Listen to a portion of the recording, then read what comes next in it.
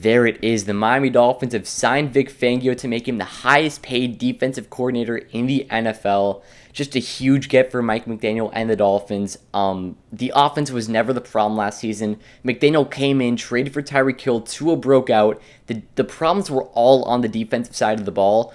And I know that we had our injuries, but that clearly wasn't enough to save Josh Boyer's job. We know a couple weeks ago we fired him and also all the other coaches who came in with Flores in 2019 when he was hired as the head coach. And obviously now we get the guy that we wanted for months now. Vic Fangio is coming home. And Mike McDaniel, we found out today that he's actually wanted Vic Fangio to be on the same coaching staff as him, controlling the defense, before he was even hired as the Dolphins head coach. So he finally gets his guy as well. And this is just what we never saw from Brian Flores. We know that he came in and he was the defensive guy. He controlled the defense, but he just left the offense to be. There was co-offensive coordinators. One guy would come up with the play, had to give it to the other co-offensive coordinator. Then he gave it to Tua. It was just a complete mess on the offensive side of the ball in Tua's first 2 seasons. So now to know that we have Mike McDaniel controlling the offense, also Frank Smith, who's a great guy as well. And then you have a guy that can just take care of the defense. Vic Fangio has the experience. This is what we have kept doing for years now. We brought in guys who never actually had defensive coordinator experience. And not only does Vic Fangio have the defensive coordinator experience, but he has the head coaching experience, which makes a huge difference as well.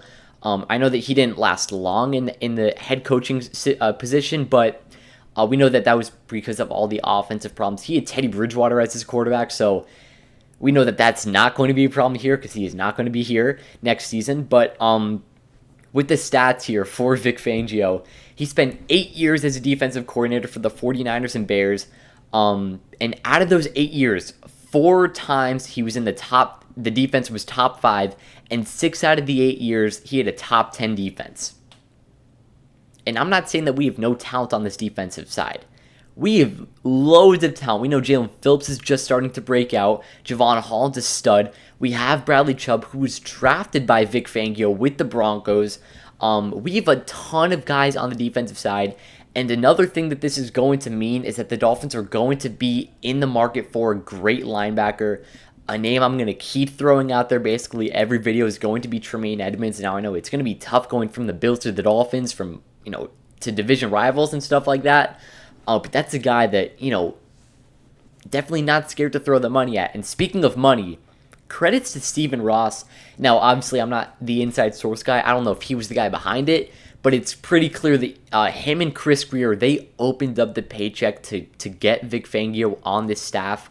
Like I said, the highest paid defensive coordinator in the NFL now, which is huge. But he clearly deserves the money. He's one of the best defensive coordinators in the NFL already. We know that he's one of the best defensive minded guys.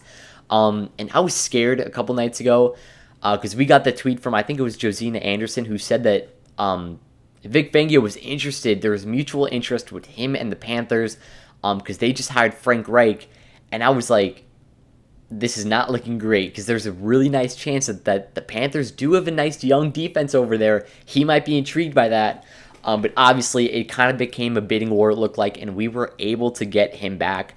I was getting ready to watch these games. I think it's halftime still of the Chiefs-Bengals game as I'm recording this, but I was getting ready to start up watching the 49ers-Eagles game, and like 30 minutes before kickoff, we get the breaking news from Tom Pelissero. So obviously not going to say that I didn't want to see it. I thought that we would maybe get it tomorrow after the Eagles game, considering that he is on their staff still, which they're going to the Super Bowl now, so it would have even made more sense if we heard it after the Super Bowl. That would have been a long time to wait for the defensive coordinator spot, though. And I definitely wouldn't have been too mad with getting Sean Desai or Sean Richards, but Vic Fangio is just one of those guys that you need on that staff line, especially with only offensive coordinator going into or head coach who's an offensive-minded guy going only into his second season. It just gets a ton of experience on the staff. And like I said, one of the best defensive-minded coaches in the NFL. I'm really hyped up about this, man. And it's like, I know that, we're just now getting into the offseason, but like I said, This means the Dolphins are going to be in the market for a great linebacker. Landon Roberts is a free agent. Jerome Baker, there's even actually a chance that he could get released or traded by any possibility. But the defense is looking to be good next year. We're going to get Ogba back. Maybe there's a trade there, but I know a team probably won't be too intrigued by that considering, the contract he is and the season that he just is coming off of, especially with the injury that he just had. But regardless of that, I'm really excited about this hire. We have something to look forward to because the defense should be top 10. The defense was top 10 with Flores, and then all of a sudden with Boyer, we're, bottom of the league, bottom 5 in the league. So I do think that we have a top 10 caliber defense, and as we already saw with next year, we could easily have a top 10 caliber offense. So, the Dolphins are definitely going to be a team to watch next year, especially not only in the playoffs, but before we get there, the AFC East is definitely not that far of a gap. The Bills and the Dolphins are at the top, and then there's, a drop-off, and then I would say it's Bills and then a small drop-off. You got the Dolphins, and then a pretty big drop-off to, the Jets and Patriots around in the same tier. But the Dolphins are not that far off from the Bills. The Bills keep collapsing in the playoffs year after year. The Dolphins are just now starting to come up, so be ready for next year. It's going to be a movie. I'm looking forward to it. Obviously, more videos to come.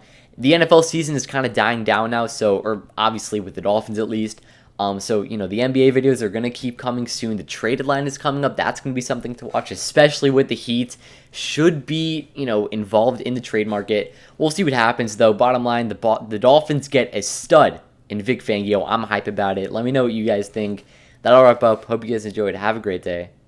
Peace.